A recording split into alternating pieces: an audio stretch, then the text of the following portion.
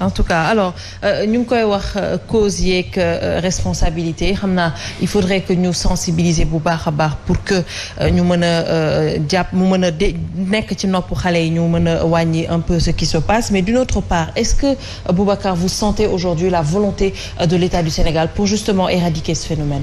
Non. Pas du tout. D'abord, vous savez, nous, dans les perspectives de solution, nous avions dit que liggéey boo gis rek day am suivi et évaluation. ñaata xaalis la ñu dugal Sénégal dans le cadre de la lutte contre l'extrême pauvreté, facteur de propension à l'immigration clandestine. xaalis boobu ñan lañ ko jox lan lañ ci def parce que xale yaa ngi continuer di dee ba léegi mais vous avez vu ce que ça a donné comme conséquence man sama bopp dañ ma jël téye ma. Donc tey su état bëggoon ay lu leer je crois que nous allons instaurer la notion d'imputabilité. Donc tous ceux qui sont détenteurs de ces fonds devraient aujourd'hui rendre compte. Loolu mooy normal. Malheureusement en Afrique nous n'avons pas cette culture du bilan mais liggéey boo xam ne amul suivi et évaluation du dem. Seen plateau bi yàgg nañ ko. maa ngi sama 10e xaw ma 15e l'essentiel. ba nga xam ne amul luñ fi waxul voilà luñ fi wax rek dañuy répété waat mais nous avons tout dit. xale yaa ngi dee nous avons demandé qu'il y ait une cartographie des zones de vulnérabilité pour mën a recueillir des éléments techniques li tax nit ñi di dem. Nous avons demandé de nouvelles modalités de sensibilisation avec des outils d'aide à la prise de décision. Oui. Nous avons demandé des ateliers de relecture de la perspective où ñëppay toog.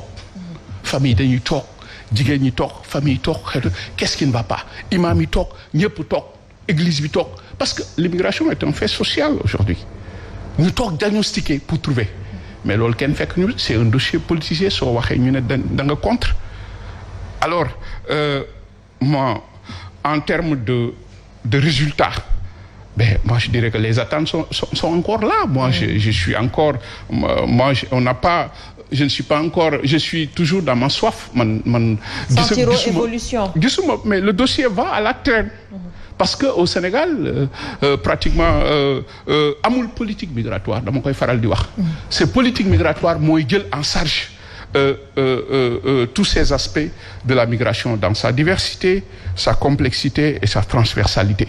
Ici au Sénégal, nous parlons de Sénégalais de l'extérieur. C'est différent. Nous parlons de migration internationale, du contexte géopolitique bi ñu nekk. Et le Sénégal aussi qui rentre dans une nouvelle ère géopolitique, géostratégique, la découverte des hydrocarbures au Sénégal va créer un dumping migratoire. Tey ñaata étrangers ñooy fanaan Sénégal. ñaata nit ñoo ñëw lu ñu fiy def yooyu yëpp lu ñu war a xoolaat la. Donc nous parlons de migration. Élément essentiel de la géopolitique mondiale. Sénégal tegu ci benn jéego. Donc xale yaa ngi dee ñu war leen jëli mais la responsabilité de l'État est très grande. Nous parlons de non-assistance à personne en danger. nit ñi dem nañ ba nga xam ne suñu jaaxlee dootuñu demal ci état bi ñun la ñuy woo mais ñun nous ne sommes pas l'État lii lañ ci mën. C'est grave di wax mais c'est plus que grave mais c'est extrêmement grave. C'est extrêmement grave comme ni mu ko waxee léegi ñi nekk Dakhla suñ ci waxul ginnaaw suba mu jur la nen et le Sénégal est en train d'attendre le dossier va à la traîne alors xale yaa ngi souffrir foofu mais ça n'existe qu'au Sénégal ñii nii ay doom nañu yërëm nit ñi nous c'est ce que nous avons demandé nañu yërëm nit ñi tey jii war nañu mën a xoolaat defaraat lu bëri beneen fait boo xam ni maa ngi ci attirer sa attention j'en profite pour en parler ci prison yi soo demee ci prison yi les prisons regorgent de jeunes pratiquement les 90 soit ay xale lañu ñii dañoo jógoon immigration clandestine ñii dañ lay jiin dañoo tox lii wala dañoo jox la moi je pense que la place de ces jeunes là du en prison nañu xoolaat nu ñu defaraatee suñu jeunesse bi jàppale leen donc j'en profite aussi pour parler le cas de ñi ñuy jiin terrorisme il y a un marabout toujours dama koy wax mu ngi Cap Manuel Sohibou Diène xamul sax ci li mu nekk ñu jiñ ko terrorisme téye ko foofu les liens de détention ak yeneen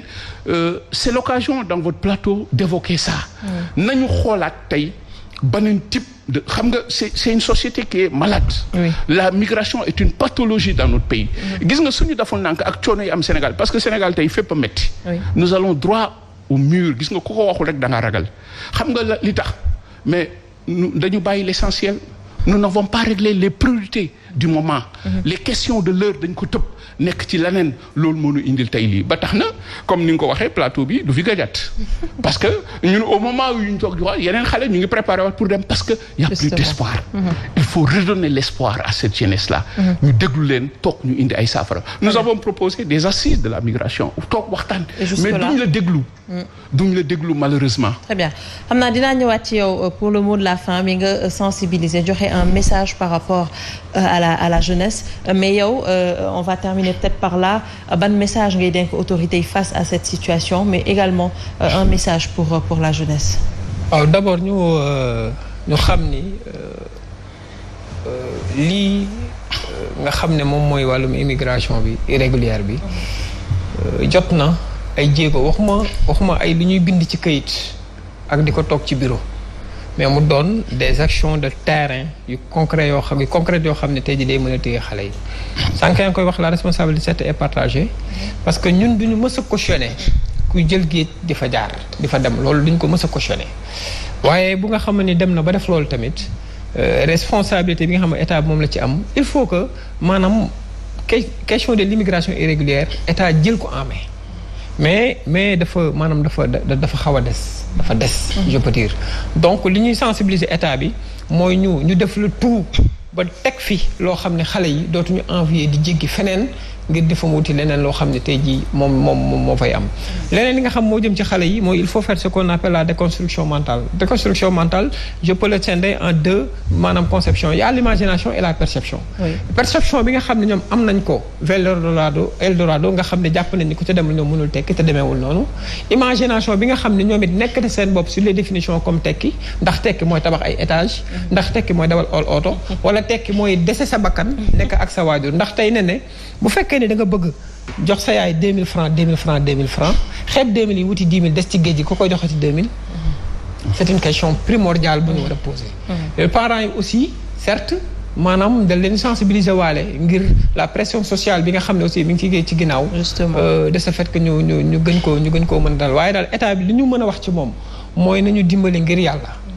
nañu dimbali ñii moom xaw ma ban cas.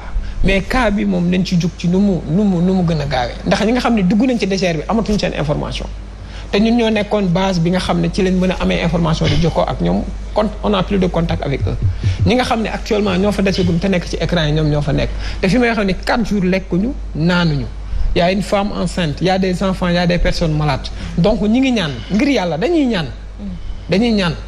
ñaan ñu dem jëli ñooñu indi leen fi nga xam ne moom mooy seen réew donte ñoom manifesté nañu la volonté de revenir au bercail de rencontrer leur famille donc c'est facile sauf conduite yi bi nga xam ne mooy tax ñu ñëw Pierre représentant consulaire bi réglé na ko ba pare lenn moo ci des problème de billet pour ñu dagg si ñibbi si mooy loolu rek mooy problème bi y a pas de procédure à faire y a rien dagg billet rek ngir jooju ñibbi si moom mooy kii bi donc fa lay jeexale il faut en tout cas une volonté pour mën a def loolu président ñu bàyyi la nga tàggatoo ak téléspectateurs yi joxe yow tamit le mot de la fin. waaw xanaa juste pour dire à cette jeunesse que man particulièrement je comprends leurs préoccupations parce que il y a 30 ans de cela j'avais 20 ans. Mon seul rêve c'était ça man war naa jàng ji Europe war naa dem effectivement dem naa. moo tax ce combat là ma daf ko sacerdoce parce que mënuma d'accord xale yi di dee nii ci géej gi mais dama leen di wax ni dee ci géej gi pour tekki du solution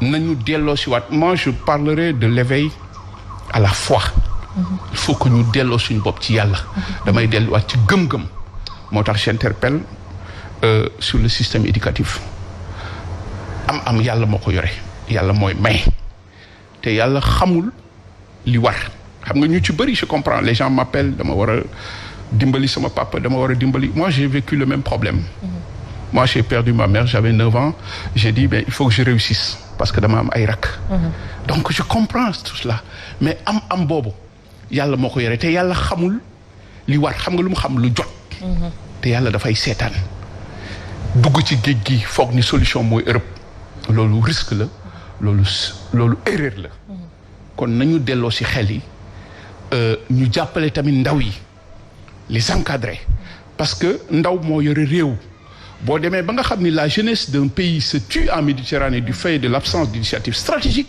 des dirigeants, il y a un problème. ñun li ñu am ñeneen ñi amuñu ko mooy cette jeunesse là. ñeneen ñi amuñu loolu buñ leen fowee nañ leen léeg déglu parce que aujourd'hui nous avons une jeunesse très structurée avec des méthodes structurantes. suñu leen dégloo yokkute lay nekk ci Sénégal.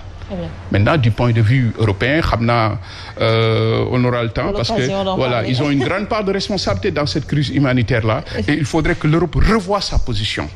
Que l'Europe se remette en cause dans la gestion de ces flux migratoires parce que contexte bi ñu nekk c'est une mondialisation des flux migratoires kon nañu xoolaat seen bopp. C'est le culte de la diversité et j'en profite pour ñu xoolaat comment on appelle le droit d'asile. Il faut des réformes du droit d'asile. Très bien. Il faut lutter contre le paradoxe libéral moom mooy lan tout ce qui est bon économiquement est jugé politiquement dangereux pour des raisons sécuritaires. Très bien. Merci à vous d'avoir répondu à notre invitation. Ñu ngi lay jaajëfal bu baax a baax. Chers téléspectateurs, on se retrouve juste après la pub.